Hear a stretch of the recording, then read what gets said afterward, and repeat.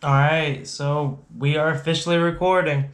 So with this video, before what I was doing is, every now and then I'd go live on YouTube and kind of just talk about, how things are really going on with my business and all that stuff.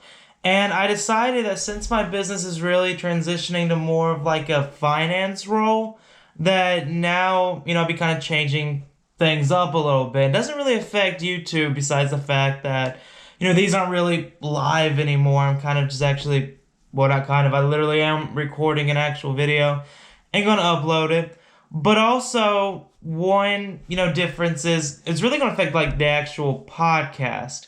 So, for those who don't know, I was doing a live show on YouTube, and all the audio I was uploading as a podcast, and the podcast is called CWT Live. Well, I'm going to change it to like the finance show or finance with CWT or something along that range. I haven't really decided yet. I actually had the idea to do this like 5 minutes ago, and I just started recording. But I'm really going to try to turn that into more of like a finance podcast and try to put all the like audio and video on YouTube. So it's kind of like where I'm, currently at right now. But one thing that I want to talk about kind of for like, the first episode of this show, if you will, is the fact that most people that invest will not beat the S&P 500.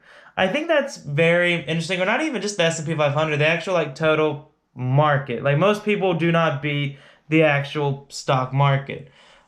And with that in mind, what you would think is that most people would only invest into like VTI, which is an ETF that markets the entire market. Like it's basically investing into every company and it moves with the market. So since 90% of investors will not actually beat the market, investing into a total market fund seems like the logical decision to make from that. But what I've noticed is that most people that start to invest don't do that. And I've always wondered why, like the reason why why everyone doesn't just invest into the total market fund when most people know they probably won't beat it. And I feel like everyone believes that they're going to be part of, the 10% that do beat the market. Like everyone believes they're, going to be the top of investors.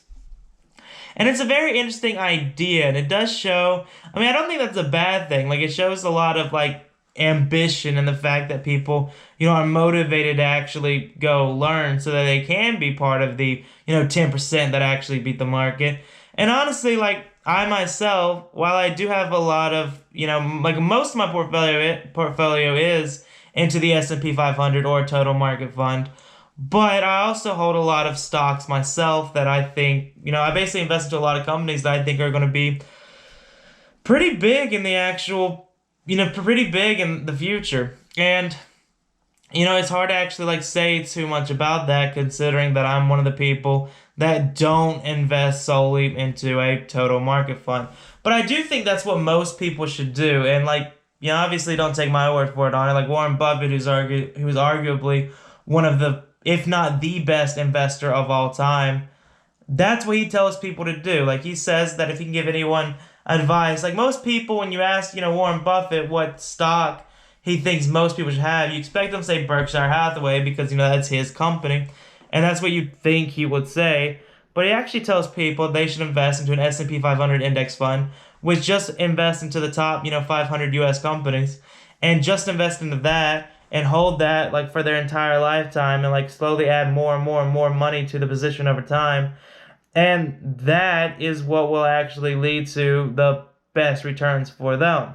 And obviously, considering he does run Berkshire Hathaway and doesn't invest solely into an S&P 500 index fund, that's obviously not what he believes is the best stock market strategy, but it's obviously what he believes is the best stock market strategy for most people, considering the fact that he probably believes that most people can't do what he does, and that is an obviously fair assessment to make, considering most people don't do what he does. In fact, like if you actually look at, net worth fully from just like an investing standpoint, he's definitely winning in that area. Now, he doesn't have the best returns per year of every, if you look at every investor as a whole, and look at the amount of returns they do each year, he averages around like 20%. So obviously he's not in the lead with that category, but over the longest period of time, he's winning. And that's something that's like very interesting to look at. The fact that he doesn't believe most people can do what he does, so he does advise most people to invest into, the S&P 500, which is obviously a very good strategy, and it's one that will probably lead to the most returns. Like, anytime someone does tell me that what they're investing in is solely S&P 500 index funds or a total market fund, I do think that they probably have the best strategy for them. Or not probably, like, they definitely have the best strategy for them. But I feel like one thing that keeps a lot of people from going that route is the fact that it's kind of a boring route to take. Like, you have to think about it like this. When people actually invest, like when they invest into actual companies that they themselves like and want to be a part of, that companies like they believe that have like the best future. It's obviously fun to be a part of that company, to watch the stock grow, to watch the amount of revenue that they do increase over time. It's obviously a fun thing to do. But it's probably not going, like, if you look at like that strategy, look at them just investing in the total market fund, and you actually, like, if you could do both and compare over a long period of time, the total market fund's probably going to win. And that is why, like, I always tell people that if they're going to take the route of investing in stocks they actually own, I think that's a good thing. I think people should do that. It's a good thing to be a part of those companies. But when you think about it, like, what the kind of best method, I always tell people, if you can start a Roth IRA, which is a retirement account, so let's say you're someone that's my age in their 20s, and going to actually, keep all the investments till 65 when it's time to actually retire. And if you go that route, if you put, all that money, so like the first $6,000 that you invest into the Roth IRA, and make that just in the S&P 500 or a total market fund, and, that's the money right there. And then everything else you put into actual stocks that you believe will have the best future. And you compare actual returns, over 10 years. Like, see which one actually wins. Like, see if you're one of the few people that can actually beat the S&P. And if you are, that's amazing. And if you're not, it doesn't matter, because you still have a pretty good fund set up. And you're still going to be retired comfortably. That's pretty important to actually look on. And that's the cool thing, is that it's not one or the other. It's not like you have to make one decision to go one way and a decision not to go the other way. It's really something that you can do both. And that's what I try to do. Is like, is there a pretty good chance that I won't beat the total market? Yeah, like most likely I will not. And if I don't, well, at least I'm still going to be able to retire. And if I do, well, good. I made more money and got to be part of some really great companies. And I think that is a very important strategy.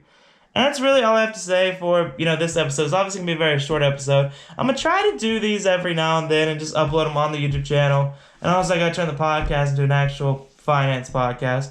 But it's going to be very interesting to do. Thank you so much for watching the video. Subscribe to the YouTube channel, whatever podcast you're listening on. And, yeah, I appreciate the support. Thank you.